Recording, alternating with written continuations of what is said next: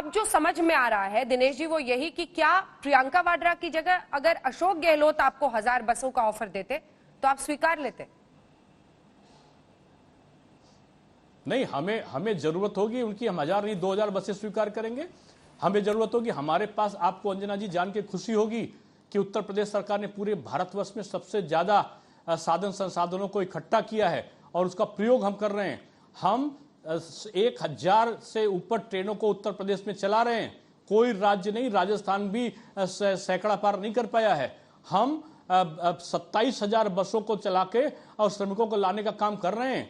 हम 6.5 लाख बसों के द्वारा 10 लाख हम ट्रेन के माध्यम से अपने श्रमिकों को लेकर आए हैं। उनको क्वारंटीन कराया है, उनकी मेडिकल चेकअप कराया है, उनकी स्केलिंग कराई है कि भविष्य में उनको हम रोजगार दे सकें, इसके लिए उनकी स्केलिंग कराई है। ये हमारे मुख्यमंत्री का जो विजन है वो ये नहीं है कि केवल हम उनको लाकर उनके घरों में छोड़ दें। उनका विजन यही है कि उनको हम भोजन दें, उनको भोजन के किट्स दें। किट्स देने के बाद में उनके नाम को अलग से दर्ज करके कि वो कौन सा किस क्षेत्र में जाना चाहते हैं काम करने के लिए, उनको हम दर्ज करते हैं, उनकी स्केलिंग कराते हैं और कि भविष्य में जब क्वारंटीन का 14 दिन का उनका समय पूरा हो जाए तो उसके बाद हम किस रोजगार में उनको एडॉप्ट करा सकते हैं, इसकी सारी व्यवस्था हमने करी है। इसलिए ये एक प्रोसेस के तहत हम श्रमिकों को लाने का काम कर रहे हैं। अब ये इतने ज्यादा अगर इनके पास हो गए हैं तो राजस्थान के श्रमिकों के लिए आवे, ये पंजाब के लिए आवे, ये महाराष्ट्र के लिए, हमको कोई आपत्ति नहीं है। लेकिन राजस्थान सरकार अपनी बसों को प्राइवेट व्यक्तियों को दे देता है। कितनी हास्यास्पद स्थिति है कि वो एक व्यक्ति के को सरकार बना देता है। सरकार कांग्रेस पार्टी सरकार नहीं है। मैं बार बार इसको रिपीट करता हूँ। प्रियंका गांधी जी सरकार नहीं, आप कहती बसें ले आओ। हम उनसे बसें किसकी जिम्मेदारी पे लाएंगे? कौन जिम्मेदारी लेगा कि बस की दुर्घटना हो जाती है? स्वीकारेंगे ही नहीं मदद, इसीलिए तैयारी नहीं थी बसों की और बाद में राजस्थान सरकार की बसें ली। क्या कह रहे हैं आप? ये अगर अंतर्यामी है, इस प्रकार की बातें सोच ले रहे हैं तो इनका दुखद है। अगर हमको स्वीकारना नहीं होता तो हम लिस्ट नहीं मांगते। हमने लिस्ट मांगा था, ये समझिए कि कांग्रेस अपनी बसों को देने जा रही है, उसकी जिम्मेदारी लेगी। लेकिन जिम्मेदारी कहां कांग्रेस ले सकती है? सरकार की बसें हैं राजस्थान सरकार की, और जिम्मेदारी कांग्रेस कैसे ले सकती है?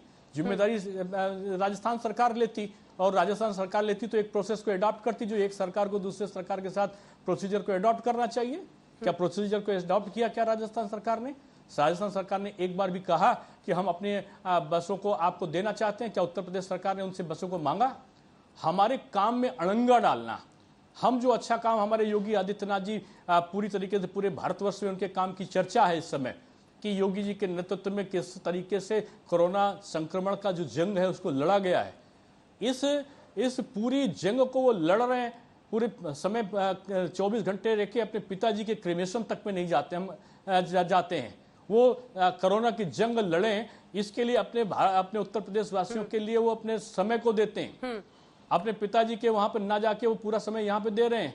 उसके बाद उसमें डिस्टर्ब करने के लिए कि उत्तर प्रदेश सरकार अच्छा काम कहाँ कर रही है, इस प्रकार का पॉलिटिकल स्टंट केवल मीडिया की जो हाइट है उसको क्रिएट करने के लिए इस प्रकार का कृत्य ये उचित नहीं है और संक्रमण काल है। इससे विपक्ष को बचना चाहिए। विपक्ष को सरकारी काम में बाधा नहीं डालना चाहिए। और फर्जी सूचियों को देना ये जघन्य अपराध है, घोर अपराध है, क्रूर मजाक है ये श्रमिकों के साथ में। अब तो उनके निजी सचिव पर एफआईआर भी दर्ज हो गई है दिनेश जी। मजाक है ये। अब तो उनके निजी सचिव पर एफआईआर भी दर्ज हो गई है।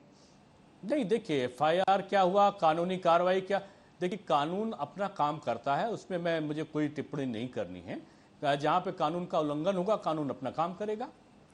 जो भी अगर कोई फर्जी काम करेगा तो राजस्थान सरकार क्या उसके खिलाफ कार्रवाई नहीं करेगी? करेगी। ठीक है, एक आखिरी सवाल सर, कोई गलत काम करेगा, कोई भी हो, कोई भी सरकार हो, चाहे उत्तर प्रदेश की हो चाहे राजस्थान की हो, करेगी। ठीक है, एक आखिरी सवाल सर आपसे। योगी जी की आपने भूमिका की बात की, योगी जी से ही प्रियंका वाड्रा ने बात की और उसके बाद से फिर इन बसों की पेशकश उन्होंने स्वीकारी, उसके बाद से पूरा मामला आगे बढ़ा।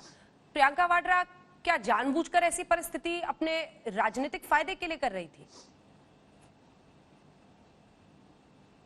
मैंने यही कहा है कि उन्होंने ऐसा गलती की है कि योगी जी ने सहज भाव में एक साधु सन्यासी संत स्वभाव से उन्होंने हर चीज को लेकर स्वीकार किया। लेकिन स्वीकार करने के बाद कांग्रेस ने फर्जी तरीके की सूची दे दी और रास्ता जहां पे बसें मिलेंगी उसकी गलत जानकारी दी।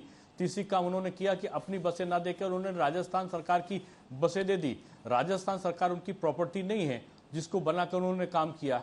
और उन्होंने राजस्थान सरकार को अपनी प्रॉपर्टी बना के काम करने का काम किया। ये एक हमें आपत्ति है। और प्रियंका जी ने जिस तरीके से किया, ये एक किसी को भी ऐसे समय राजनीतिक लाभ नहीं उठाना चाहिए था, इसकी आपत्ति हमारी है। उन्होंने राजनीतिक लाभ उस समय उठाया जब देश कोरोना की जंग लड़ रहा है, जब उत्तर प्रदेश सबसे अच्छा काम करके जो हमारे वहाँ ठीक होने वाले मरीज हैं उनकी संख्या सबसे ज्यादा निकल रही है, जो हमारे वहाँ जो मृत्यु रेट है वो कम है, जो हमारे वहाँ आने वाले श्रमिक हैं उनको हम क्वारंटीन भी कराते हैं, उनको सब जगह करते हैं। आज उनकी बुराई तो कांग्रेस के विधायकों ने की है, राजस्थान के विधायकों ने भी करी है, कुछ विधायकों ने, और उत्तर प्रदेश की भी कांग्रेस के विधायक ने उनकी बात को कहा है कि आप अपने वहाँ करा नहीं रहे हैं और आप यहाँ पे कर रहे हैं, ये आपका पॉलिटिकल स्टंट है। हम नहीं कह रहे हैं, उनकी पार्टी के विधायक आज ये करने के लिए मजबूर हुए हैं कि आप ऐसा क्यों कर रहे हैं, आपको करने की आवश्यकता ऐसी क्यों पड़ी थी, ये मेरा आपसे कहना है।